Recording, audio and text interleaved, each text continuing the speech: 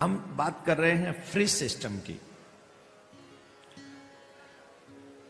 सब्जी बची फ्रिज में, रोटी बची फ्रिज में, आटा बचा फ्रिज में, दूध दूध तो बचेगा ही बचेगा, वो भी फ्रिज में।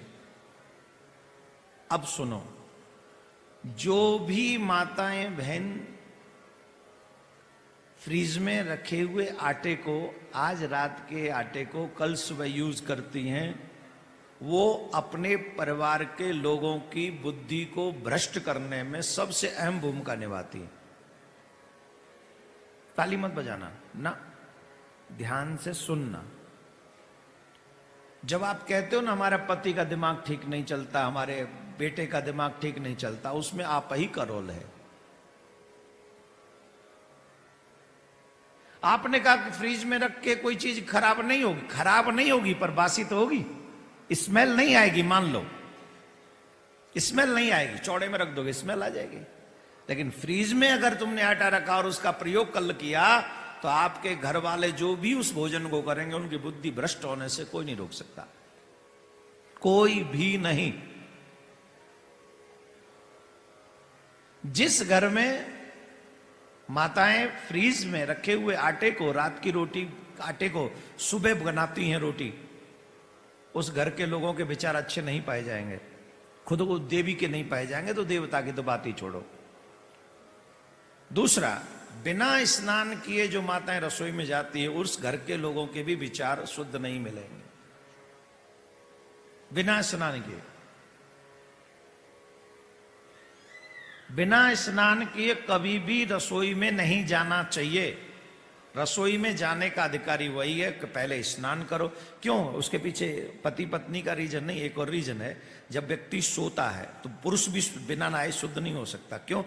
सोए हुए व्यक्ति को आधे मुर्दे के बराबर माना गया, अशुद्ध माना गया। न जाने कैसे कैसे सपने आते हैं, न जाने क्या क्या स्थिति होती है, तो मुर्दे के बराबर होता है व्यक्ति जब सो जाता है, वो स्नान के बाद ही शुद्ध होता है। इसलिए बिना स्नान किए कभी भी रसोई में नहीं जाना चाहिए, कभी भी नहीं। पहला, बासी आटा सब्जी घर वालों को मत खिलाओ। दूसरा, कभी भी बिना स्नान किए घर में रसोई में मत जाओ, ये बहुत अशुभ है। इससे लक्ष्मी भी रुष्ट होती है, देवता भी रुष्ट होते हैं। देवता रुष्ट हो जाएंगे, तुम्हारे घर में बरकत कम हो जाएगी। पितृ रुष्ट हो जाएंगे, तुम्हारे घर में बढ़ोतरी, कमाओगे ज्यादा, खर्चा करोगे कम, कमाओगे कम, खर्चा करोगे ज्यादा। ये सिस्टम उल्टा हो जाएगा। अब वो बहुत महत्वपूर्ण बात है कि महाराज, स्त्री जो अपने धर्म में आती है, जिसको मासिक धर्म कहते हैं, कितने दिनों में स्त्री शुद्ध हो जाती है।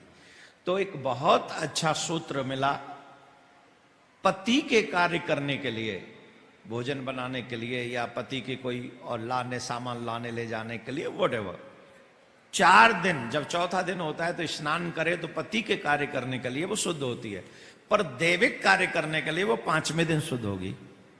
अगर आपको ठाकुर जी की पूजा करनी है, मंदिर जाना है, आदि आदि जो क्रम है, वो 5वें दिन से पहले आप नहीं कर सकते। 5वें दिन आप स्नान करें, उसके बाद ही आप दैविक कार्यों को करने में सक्षम होते हैं। तो देवियों को इन विशेष बातों का ध्यान रखना चाहिए। और पतिव्रता स्त्री को, जो पतिव्रता स्त्री हैं, उन्हें विदाउट एनी रीजन भ्रमण नहीं करना चाहिए।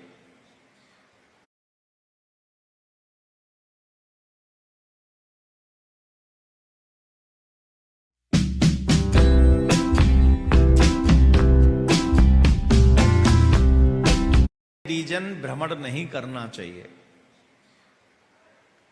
और कितनी अच्छी बात लिखी है हमारे घर को चलाने के लिए ऋषि मुनियों ने, अगर पतिव्रता स्त्री है तो उसे सन्यासिनियों का भी संग नहीं करना चाहिए। जो कई देवियां नहीं सन्यास ले लेती हैं, घर छोड़ के चली जाती हैं, अब क्यों उनका भी संग मत करो। क्यों मत करो?